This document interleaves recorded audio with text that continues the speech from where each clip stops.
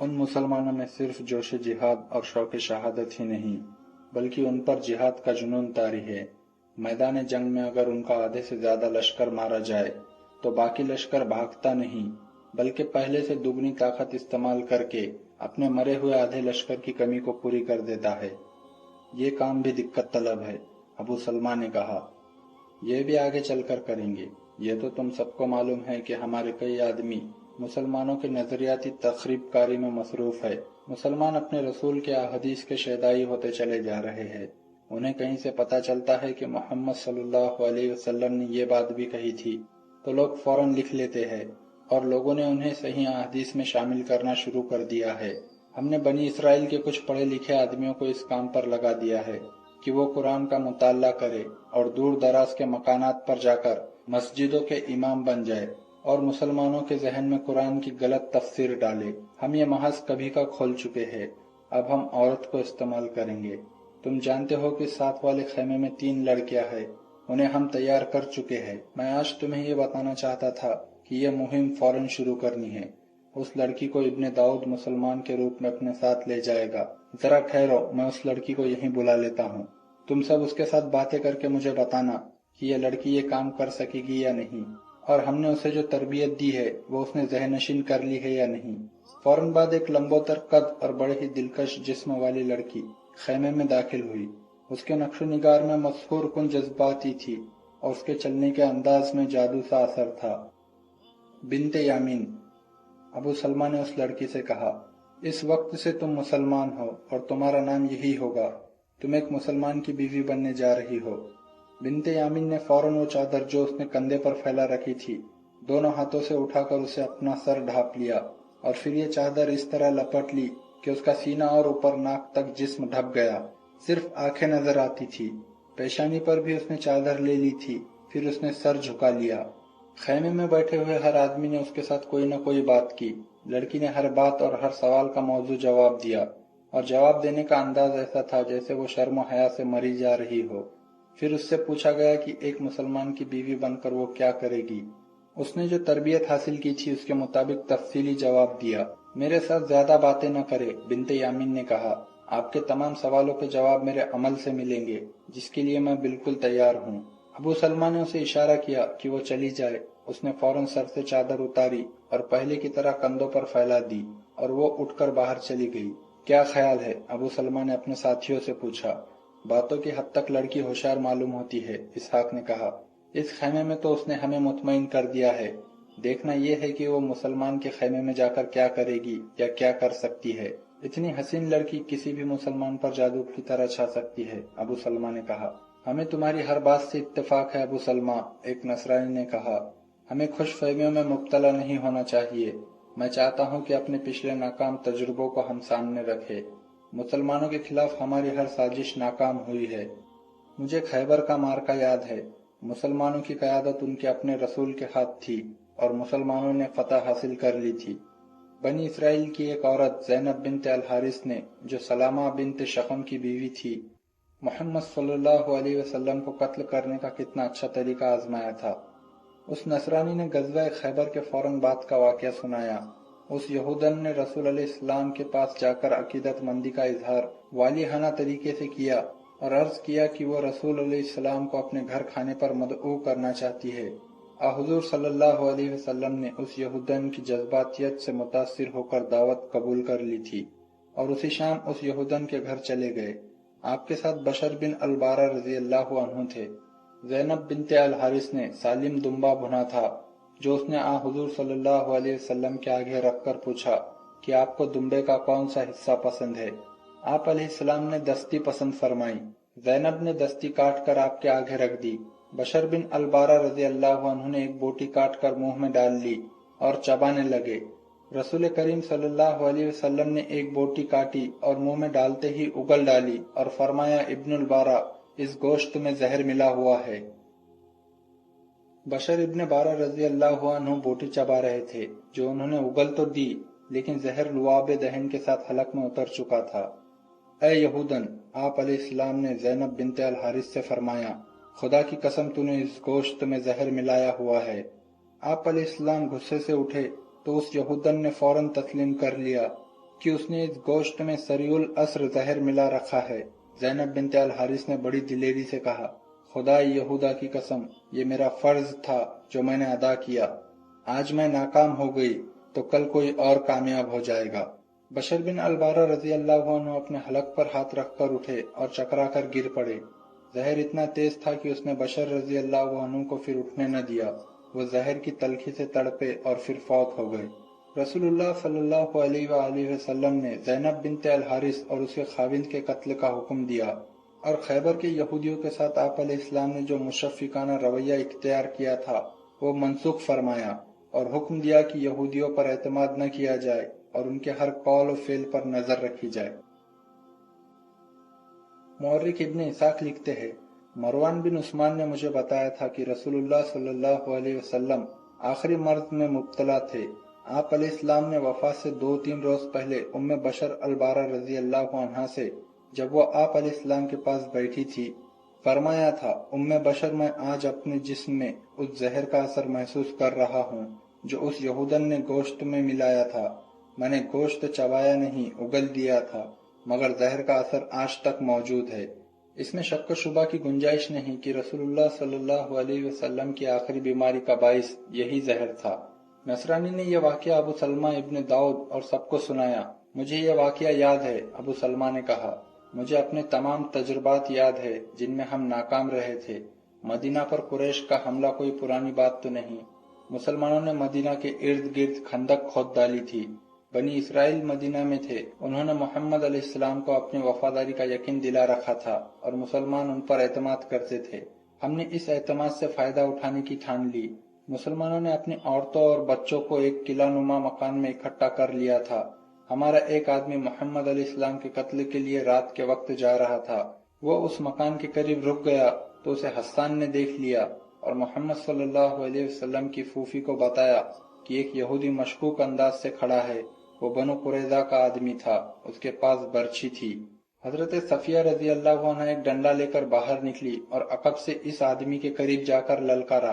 ہمارے آدمی نے گھوم کر دیکھا اور صفیہ رضی اللہ عنہ پر وار کرنے کے لیے برچھی تانی، مگر صفیہ رضی اللہ عنہ نے فوراً اس کے سر پر ڈنڈا مارا۔ وہ تیورا کر گرا۔ صفیہ رضی اللہ عنہ نے ڈنڈے کی ضربوں سے اس کی کھوپڑی کچل ڈالی۔ ہم نے تو ان مسلمانوں پر جو مدینہ میں خندق کے اندر ایک طرف رات کو سوئے ہوئے یا بیٹھے ہوئے تھے حملہ کرنے کی بھی سوچ لی تھی، لیکن اس آدمی کے قتل سے یہ راز کھل گیا کہ ہماری نیت ٹھیک نہیں۔ اس کا نتیجہ یہ ہوا کہ محمد صلی اللہ علیہ وسلم کے حکم سے یہودیوں کو قتل کر دیا گیا۔ وہ وقت ہمارے لیے زیادہ موزوں تھا، ابن داؤد نے کہا۔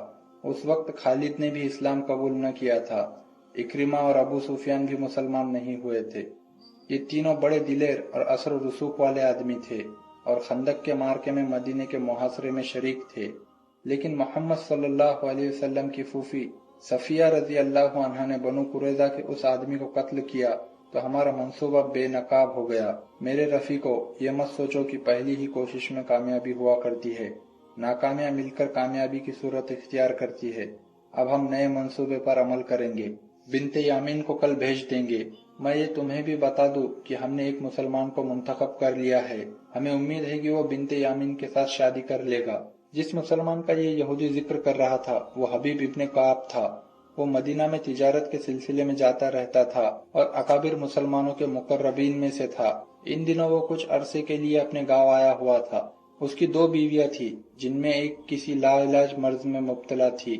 اسی کے علاج معالجے کے لیے گاؤں آیا تھا۔ اس کا گاؤں مدینہ سے 20 میل کے لگ بھگ دور تھا۔ یہودیوں نے سازشوں کا جال پھیلا رکھا تھا۔ بنو قریظہ کا ایک یہودی اس گاؤں میں آیا۔ وہ تجارت کی غرض سے آیا تھا، تجارت ہی یہودیوں کا پیشہ تھا۔ اسے پتا چلا کہ مدینے کا ایک اہم آدمی آج کل اپنے گاؤں آیا ہوا ہے، تو اس یہودی نے اس کے ساتھ دوستی پیدا کر لی اور سوچنے لگا کہ اس شخص کو مسلمانوں کے خلاف کس طرح استعمال کیا جائے۔ اس کی ملاقات ابو سلمہ سے ہوئی تو ابو سلمہ نے یہ منصوبہ بنایا جس پر اب عمل ہو رہا تھا۔ اس یہودی نے جس نے حبیب ابن کعب کے ساتھ دوستی پیدا کی تھی، حبیب کو ایک اور شادی کا مشورہ دیا اور اسے یہ بھی کہا کہ وہ اسے ایک بڑی ہی خوبصورت مسلمان لڑکی لا دے گا۔ حبیب شادی کے لیے تیار ہو گیا تھا۔ عام طور پر کہا جاتا ہے کہ عرب جسمانی آسودگی اور تعیش کے لیے زیادہ بیویاں رکھتے تھے۔ یہ صحیح نہیں۔ عرب دراصل زیادہ سے زیادہ نرینہ اولاد پیدا کرنے کے لیے زیادہ بیویاں رکھتے تھے۔ اس وقت طاقتور اسی کو سمجھا جاتا تھا جس کے بھائی اور بیٹے زیادہ ہوتے تھے۔ حبیب بھی انہی عربوں میں سے تھا۔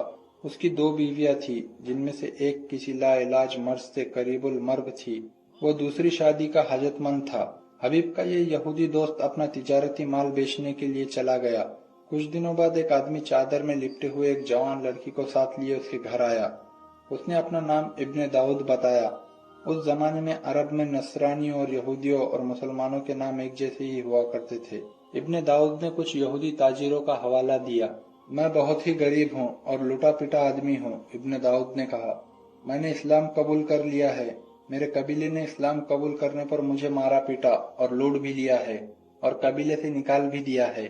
بڑی مشکل سے اپنی اس بیٹی کو چھپا کر وہاں سے لایا ہوں۔ تمہارا دوست میرا بھی دوست ہے۔ میں تو اس کے ہاں پناہ لیے ہوئے تھا۔ اس نے مجھے بتایا کہ تمہیں ایک بیوی کی ضرورت ہے۔ میں اپنی بیٹی کو تمہارے پاس لایا ہوں۔ میں نو مسلم ہوں۔ مجھ پر ایک کرم تو یہ کرو کہ میری بیٹی کو اپنے عقد میں لے لو اور مجھے مدینہ میں ہی کہیں نوکری دلوا دو، خواہ یہ کسی سردار کی غلامی ہی ہو۔ اگر اپنے لشکر میں بھرتی کرا دو تو ساری عمر دعائیں دوں گا۔ حبیب نے شادی تو کرنی ہی تھی، لیکن اس نے جب ابن داؤد کی بپتا سنی تو وہ بغیر سوچے سمجھے شادی کے لیے تیار ہو گیا، اور جب اس نے لڑکی کو دیکھا تو اس نے اسی شام نکاح کا فیصلہ کر لیا۔ اگلے روز نکاح خواہ کو بلا کر حبیب نے بنت یامین کو اپنے عقد میں لے لیا۔ ابن کعب، ابن داؤد نے کہا، تم نے میرے سر سے اتنا بڑا بوجھ اتار پھینکا ہے جس کے نیچے میں اور میری بیٹی کی عصمت کچلی جا رہی تھی۔ میں کچھ دنوں کے لیے جا رہا ہوں۔ اگر تم میرے لیے کوئی ذریعہ معاش پیدا کر سکتے ہو تو مجھے بتاؤ کہ میں واپس یہیں آ کر تم سے ملوں یا تمہارے پاس مدینہ آ جاؤں۔ اگر تمہارا کوئی اور ٹھکانہ نہیں تو تم میرے پاس رہ سکتے ہو۔ 10-12 دنوں بعد میں مدینہ واپس جا رہا ہوں، میرے ساتھ چلنا۔ نہیں، ابن داؤد نے کہا، میں تم پر اپنا بوجھ نہیں ڈالوں گا۔ میں اپنا ٹھکانہ مدینہ میں ہی کہیں بناؤں گا جہاں مجھے مسلمانوں کا تحفظ حاصل ہوگا۔ پھر تم 10-12 دنوں کے بعد مدینہ میں میرے پاس آ جانا، حبیب بن کعب نے کہا۔ ابن داؤد بنت یامین کے سر پر باپو کی طرح پیار کر کر چلا گیا۔ کچھ دنوں بعد وہی نخلستان تھا، اس میں وہی خیمہ تھا، اندر سے اس کی سجدج وہی تھی اور محفل بھی وہی تھی۔ وہی رقاصہ سازوں اور دف کی صورتحال پر تھرک رہی تھی اور صحرا کی ایک اور رات گزرتی جا رہی تھی۔ ابو سلمہ کے اشارے پر ساز خاموش ہو گئے، رقاصہ کا تھرکتا جسم ساکت ہو گیا۔ ابو سلمہ نے سر کو ہلکی سی جنبش دی تو رقاصہ اور سنجیدے خیمے سے نکل گئے۔ ابن داؤد کو آ جانا چاہیے تھا، ابو سلمہ نے کہا۔ آتا ہی ہوگا، اسحاق نے کہا، وہ کوئی بچہ تو نہیں، آ جائے گا، اور مجھے امید ہے کہ کچھ کر کے ہی آئے گا۔ ہو سکتا ہے کہ صبح آ جائے۔ ایک یہودی اور نصرانی پھر اسلام کی بے خنی کی باتیں کرنے لگے۔ ابو سلمہ پر غنودگی طاری ہونے لگی۔ محفل برخاست ہونے ہی لگی تھی کہ گھنٹیوں کی آواز سنائی دینے لگی جو قریب آتی جا رہی تھی۔ ابو سلمہ چونک اٹھا، باقی سب کے بھی کان کھڑے ہو گئے۔ وہ آ رہا ہے، بیک وقت 2-3 آدمی کہنے لگے۔ ایک نصرانی دوڑتا ہوا باہر نکلا۔ صحرا کی شفاف چاندنی میں کچھ دور ایک اونٹ چلا آ رہا تھا جس پر ایک آدمی سوار تھا۔ اونٹ کے گلے میں بندھی ہوئی گھنٹیاں جل ترنگ کی طرح بج رہی تھی۔ چھوٹے خیموں میں سے 2-3 ملازم بھی باہر نکل آئے تھے۔ نصرانی جو باہر نکلا تھا وہ اونٹ کی طرف دوڑ پڑا۔ تم ابن داؤد ہی ہو سکتے ہو، نصرانی نے بلند آواز سے کہا۔ تو اور کون ہو سکتا ہے، شتر سوار نے جواب دیا۔ قریب آ کر شتر سوار جو ابن داؤد ہی تھا چلتے اونٹ پر سے کود کر اترا اور نصرانی سے بغل گیر ہو گیا۔ ایک ملازم نے آگے ہو کر اونٹ کی مہار پکڑ لی اور اسے ادھر لے گیا جہاں دوسرے اونٹ بندھے ہوئے تھے۔ میں جانتا تھا تم آج رات آ جاؤ گے، ابن داؤد نے خیمے میں داخل ہوتے ہی ابو سلمہ سے کہا۔ آؤ بیٹھو اور کچھ کھا پی لو اور بتاؤ کہ کیا کر آئے ہو۔ کیا دنیا میں کوئی ایسا انسان ہے جو اتنے خوبصورت اور قیمتی نگینے کو بلا قیمت قبول نہ کرے؟ ابن داؤد نے مسکراتے ہوئے کہا، وہ شخص جس کا نام حبیب بن کعب ہے کچھ میری باتوں سے اور زیادہ تر بنت یامین کو دیکھ کر آپے سے باہر ہو گیا تھا۔ آدمی کیسا ہے؟ اسحاق نے پوچھا۔ ہمارے کام آ جائے گا، ابن داؤد نے جواب دیا۔ میں نے ایک غریب اور مظلوم نو مسلم بن کر اس کے ساتھ ایسی باتیں کی کہ وہ میرے ساتھ کھل کر باتیں کرنے لگا۔ میں نے جب اسے کہا کہ میں ذریعہ معاش کی تلاش میں ہوں تو اس نے کہا کہ یہ تو کوئی مسئلہ ہی نہیں، مدینہ کے بڑے سے بڑے آدمی سے بھی میں اپنی بات منوا سکتا ہوں۔ مختصر بات یہ ہے ابو سلمہ، جیسا مجھے بتایا گیا تھا وہ واقعی اثر و رسوخ رکھنے والا آدمی ہے और कबीलों के सरदारों तक उसे रसाई हासिल है। हमने बिनते यामीन के जरिए उससे जो काम कराना है वो उम्मीद है कि हो जाएगा। अबू सलमा ने कहा, मैं 3-4 दिनों बाद मदीना में रवाना हो जाऊंगा। इब्न दाऊद ने कहा, उसने मुझे कहा है कि मैं उसके पास पहुंच जाऊंगा। क्या अब हमें सो नहीं जाना चाहिए? बहुत थक गया हूँ। सो ही जाए तो अच्छा है, अबू सलमा ने कहा, और इस तरह महफिल बर्खास्त हो गई।